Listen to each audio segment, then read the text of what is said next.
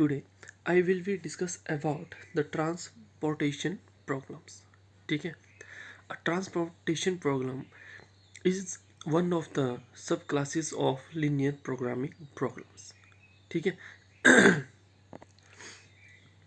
the transportation problem can be started in the following table form. देखो, तो ये है आपके पास टेबल है. ठीक है, बहुत इजी कॉन्सेप्ट है और बहुत इजी इसके क्वेश्चंस है. तो टेबल है, तो टेबल में क्या है, डेस्टिनेशन, ठीक है, सप्लाई है, ओरिजिन है, और यहाँ पे हमारे पास क्या है, डिमांड है. ठीक है, ठीक है, डेस्टिनेशन है ये आपको दिया हुआ है. ठीक है, ये आपके पास क्या है, सप्लाई है. ठीक है, इतनी हमें क्या चाहिए, इतनी डिमांड चाहिए. ठीक है, इस चीज़ की हमें रिक्वायरमेंट है. ठीक है, ये हमारे पास सप्लाई है और ये हमें गिवन डाटा दिया होगा. ठीक है, तो ये देखते हैं जैसे यहाँ पे है x11, जैसे मैट्रिक्स फॉर्म में आपकी x11, x12, x13, so on continues to x1n, यानी फर्स्ट रो. ठीक है, ये फर्स्ट कॉलम, सेकंड, थर्ड है, और ये आपका कौन सा कॉलम है, nth कॉलम है. ठीक है, वैसे यहाँ पे ये आपकी सेकंड रो, थर्ड रो. ठीक है, x31, x32, x33, x3, so on continues to x3n. ठीक है, वैसे यहाँ पे क्या जाएगा आपका लास्ट में, ये हो जाएगा आपका xm1, xm2, xm3, xm. देखो, यह रो कितनी है हमारे पास, m है, और जो हमारे पास जो कॉलम है वो कितने हमारे पास n है. ठीक है, ये सप्लाई दी हुई है, ये आपको डिमांड दी हुई है. ठीक है, और ये बात आपने ध्यान रखनी है. ठीक है, कि जो सप्लाई में आपको जो नंबर दिए होंगे और जो डिमांड में आपको जो नंबर दिए होंगे, उनका सम जो है हमेशा क्या आना चाहिए, इक्वल आना चाहिए. ठीक है, जब इक्वल सम आएगा तो उसे बोलेंगे हम बैलेंस्ड ट्रांसपोर्टेशन प्रॉब्लम्स. ठीक है, जब इक्वल सम आएगा. अगर अदरवाइज अगर ये सम इक्वल नहीं आता है, ठीक है, तो हमें क्या करना पड़ेगा, dummy row and dummy column जो है वो एंटर करना पड़ते हैं. ठीक है, ये हम आगे बढ़ेंगे अभी. तो ये है यहाँ पे CIJ. तो यहाँ पे बढ़ते हैं, जो CIJ है इसका मतलब क्या है आपके पास, तो CIJ है आपके पास the cost of transporting 1 unit of the product from ith origin to jth destination. ठीक है, ये है जो XIJ है, यहाँ पे जो x वाली टर्म है. ठीक है, XIJ क्या है आपके पास, the quantity transport from ith origins to jth destination. ठीक है, नेक्स्ट है ऑब्जेक्टिव. तो देखो ऑब्जेक्टिव क्या हो इसके, the objective is the transport various quantity that are initially started at various origins to different destinations in such a way that the transportation cost is minimization. ठीक है, ठीक है, ट्रांसपोर्टेशन जो कॉस्ट है वो क्या होनी चाहिए आपकी, मिनिमाइजेशन होनी चाहिए, मिनिमाइज होनी चाहिए. ठीक है, तो ये हमें प्रॉब्लम दी होगी. ठीक है, आपको क्या करना है कि मिनिमाइजेशन मतलब कम से कम खर्चे में जो है हमें ज़्यादा से ज़्यादा मटेरियल मिले. ठीक है, ये है. आगे देखते हैं. ठीक है, आगे देखने से पहले पहले यहीं पे समझते हैं थोड़ा सा.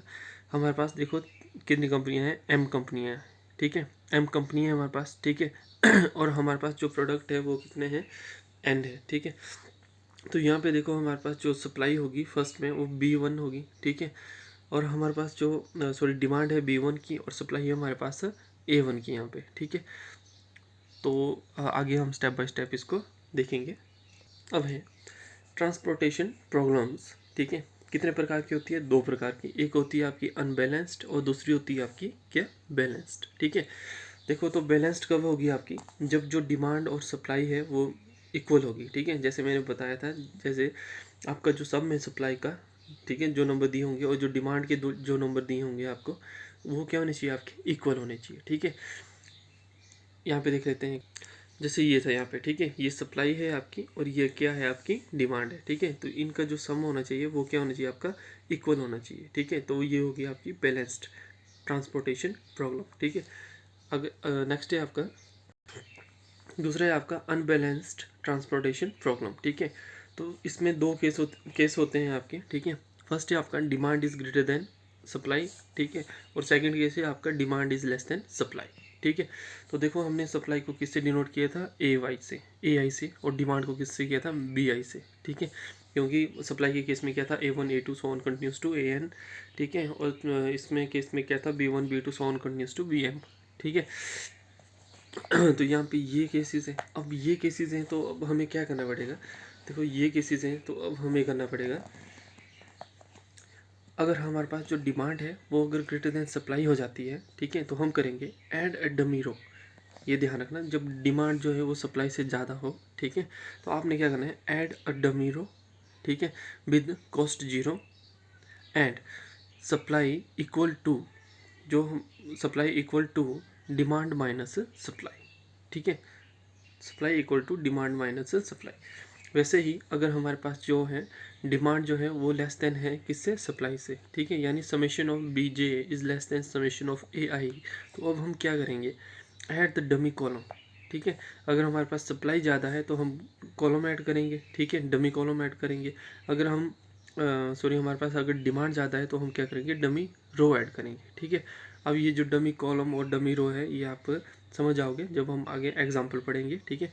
डमी रो का या डमी कॉलम का मतलब होता है कि जितने भी एलिमेंट होंगे, ठीक है, जैसे रो या कॉलम में, वो क्या होंगे, आपके जीरो होंगे, ठीक है। बट जो लास्ट एलिमेंट होगा आपका, जो सप्लाई और इसको इक्वल करेगा, उसमें क्या होगा आपका, जैसे यहाँ पे है तो यहाँ पे क्या होगा, यहाँ पे सप्लाई माइनस है डिमांड, ठीक है। अगर देखो सप्लाई बड़ी है तो उस सप्लाई में से हम क्या करेंगे, डिमांड को माइनस करेंगे और उसको हम क्या करेंगे, डमी रो या कॉलम में एंटर कर देंगे, ठीक है। तो यहाँ पे क्या करेंगे, हम डमी कॉलम एंटर करेंगे विद कॉस्ट जीरो, ठीक है। एंड जो डिमांड होगी आपकी, ठीक है, डिमांड में हम क्या करेंगे, equal to supply minus demand करेंगे, ठीक है। ये था आपका फर्स्ट केस, ये था आपका सेकंड केस, ठीक है। तो अब हम इन दोनों के क्या करते हैं, एग्जाम्पल पढ़ते हैं। तो एग्जाम्पल है आपके पास, तो ये आपको एक प्रॉब्लम दी होगी, ठीक है, जहाँ पे आपको जो डेस्टिनेशन था आपका, ठीक है, D1 D2 D3 and D4, ठीक है, ये है आपके पास, ठीक है। और जो आपके पास ओरिजिन है O1 O2 O3 and O4, ठीक है, this is supply and this is demand, ठीक है। तो ये आपको यहाँ पे एलिमेंट्स दिए हुए हैं, नंबर दिए हुए हैं, ठीक है। और यहाँ पे आपको क्या दिया हुआ है, सप्लाई दी हुई है और ये आपको डिमांड है, ठीक है। आपको देखो ना, यहाँ पे कितनी डिमांड है, 10 की, ठीक है, यहाँ पर 10 की डिमांड है आपको, ठीक है, दी हुई।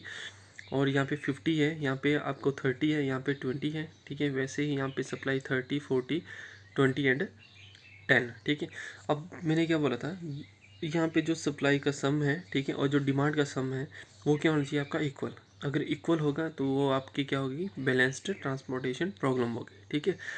यहाँ पे देखते हैं तो 30 + 40 70, ठीक है, 70 + 20 90 और 10 100, ठीक है।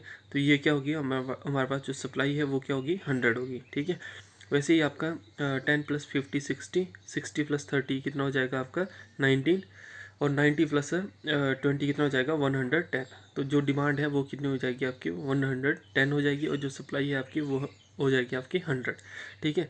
तो यहाँ पे क्या है, आपका जो डिमांड है वो क्या है, ग्रेटर देन सप्लाई है, जो ये फर्स्ट केस था हमारा, ठीक है, demand is greater than supply.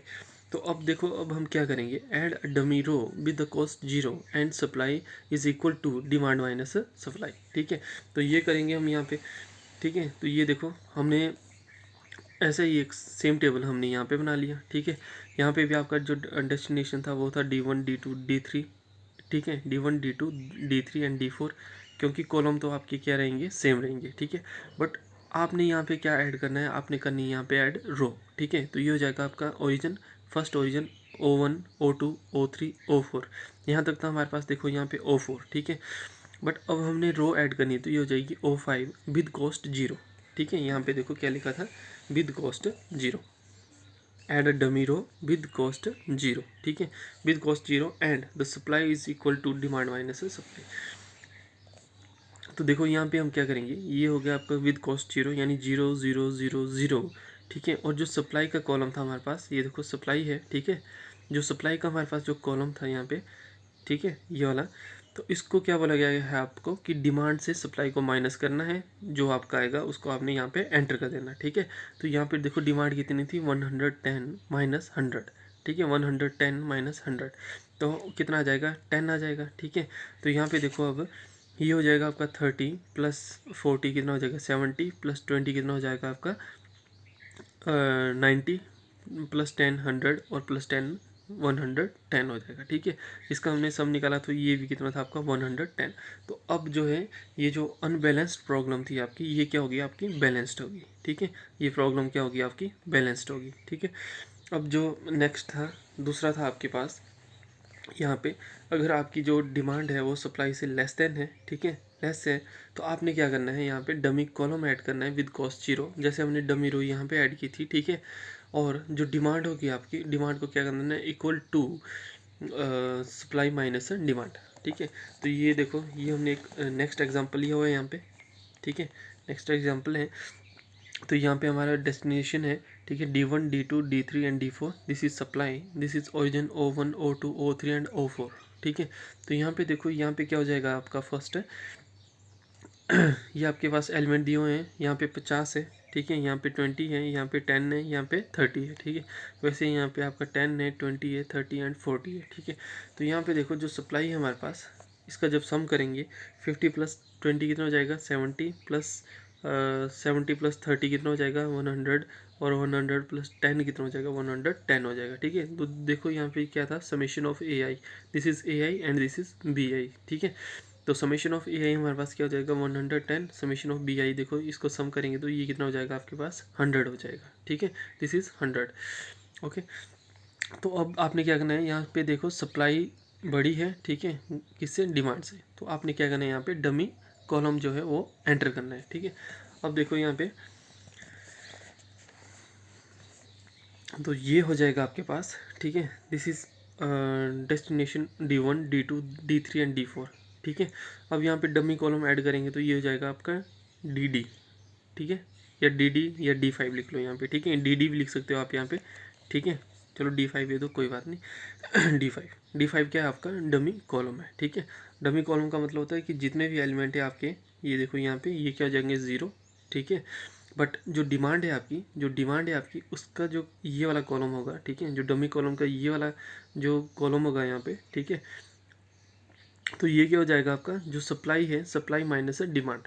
देखो तो सप्लाई कितनी थी हमारे पास यहाँ पे 110 माइनस डिमांड कितनी थी 100। ठीक है, तो इन दोनों को जब माइनस किया हमने, ठीक है तो हमारे पास कितना आया 10 आया, तो वो आपने क्या करना है यहाँ पे एंटर करना है। ठीक है, और इस केस में क्या था कि आपने क्या करना है डिमांड से सप्लाई को माइनस करना है, तो वो भी 10 आया था, तो वो हमने यहाँ पे एंटर किया था। तो सेम केस यहाँ पे भी है। ठीक है, तो यहाँ पे हमने 10 को एंटर किया। अब जब इसका सम करेंगे और इसका सम करेंगे, ठीक है तो हमारे पास कितना आना चाहिए 110 आना चाहिए। ठीक है, तो अब जो है ये प्रॉब्लम जो है हमारी, ये हमारी क्या होगी बैलेंस्ड प्रॉब्लम होगी। ठीक है, तो अब हम इसको सॉल्व कर सकते हैं। ठीक है, अब कैसे सॉल्व करेंगे उसके भी मेथड्स दिए हुए हैं, तो चलो उस मेथड को हम डिस्कस करते हैं। तो फर्स्ट यहाँ पे है सॉल्यूशन ऑफ ट्रांसपोर्टेशन प्रॉब्लम्स। ठीक है, हम इसका सॉल्यूशन फाइंड आउट करेंगे। ठीक है, तो ये देखो the solution of transportation problem can be obtained by the 2 stages. ठीक है, फर्स्ट स्टेज है आपकी इनिशियल सॉल्यूशन। ठीक है, और सेकंड स्टेज है आपकी क्या ऑप्टिमल सॉल्यूशंस। ठीक है, तो इनिशियल सॉल्यूशन है, तो इसमें कौन कौन से मेथड हैं आपके पास वो डिस्कस करते हैं। The initial solutions can be obtained by using any one of the 3। ठीक है, इन 3 मेथड को हम अप्लाई करके आपका इनिशियल सॉल्यूशन फाइंड आउट कर सकते हैं। अगर आपके क्वेश्चन में बताया गया है कि आपने इनिशियली सॉल्यूशन फाइंड आउट करना है, ठीक है, तो आप इन 3 मेथड को अप्लाई करके आप जो है इनिशियल जो सॉल्यूशन है वो फाइंड आउट कर सकते हैं। ठीक है, फर्स्ट है आपका नॉर्थ वेस्ट कॉर्नर रूल। ठीक है, north west corner rule first method है आपका इनिशियल का north west corner rule. Second है आपका least cost method and the matrix minima methods. ठीक है, मैट्रिक्स मिनिमा मेथड्स। ठीक है, और जो थर्ड है आपका इसका इनिशियल सॉल्यूशन का वो है आपका वोगल अप्रोक्सीमेशन मेथड। और ये जो वोगल अप्रोक्सीमेशन मेथड है ये आपका बहुत ही इंपॉर्टेंट मेथड है। ठीक है, जब आपको बोला जाए कि आपने इनिशियली सॉल्यूशन जो इनिशियल सॉल्यूशन है वो फाइंड आउट करना है क्वेश्चन का, तो आपने मैक्सिमम टाइम क्या करना है आपने वोगल अप्रोक्सीमेशन मेथड ही अप्लाई करना है। ठीक है अब यहाँ पे क्या है क्वेश्चन में हम क्या करेंगे जो कॉस्ट होगी उसको मिनिमाइज करेंगे। ठीक है, हम जो नेक्स्ट वीडियो होगी उसमें हम क्या करेंगे एक ही एग्जांपल डिस्कस करेंगे। ठीक है, नॉर्थ वेस्ट कॉर्नर के लिए भी उसको लिस्ट कॉस्ट मेथड में भी और वोगल अप्रोक्सीमेशन मेथड में भी, ठीक है। तो आप देखोगे वहाँ पे कि जो मिनिमम प्रॉब्लम होगी, जो मिनिमाइजेशन हमने जो मतलब सबसे कम पैसे कब देने पड़ेंगे हमें, ठीक है। तो यहाँ पे देखो, यहाँ पे कुछ और आएगा, ठीक है, सेम क्वेश्चन में यहाँ पे कुछ और आएगा और यहाँ पे जो है सबसे कम आएगा, ठीक है। ठीक है, सबसे कम वैल्यू जो है इस वाले जो फॉर्मेट है, इस वाले जो मेथड में है आपकी वैल्यू आएगी, ठीक है। तो इसलिए जो वोगल अप्रोक्सीमेशन मेथड है इसको इम्पोर्टेंट माना गया है to find the value of initial solution of the questions, ठीक है। सेकंड है आपका ऑप्टिमल सॉल्यूशन। तो ऑप्टिमल सॉल्यूशन भी दो प्रकार के होते हैं आपके, ठीक है।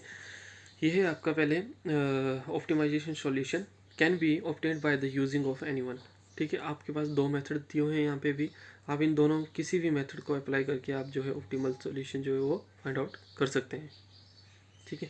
तो फर्स्ट है आपका मोदी मेथड, सेकंड है आपका स्टेपिंग स्टोन मेथड, ठीक है। पहले आपका मोदी मेथड है, उसके बाद क्या है, स्टेपिंग स्टोन मेथड है, ठीक है। ये था आपका how to find the solution of transportation problem. Method से आपके पास कितने मेथड हो गए, आपके पास 5 मेथड हो गए, ठीक है।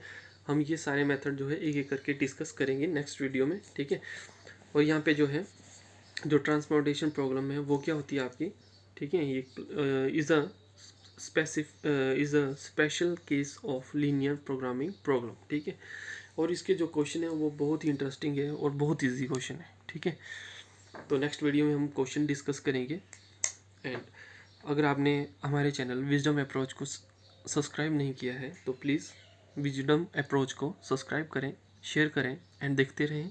Thank you for watching.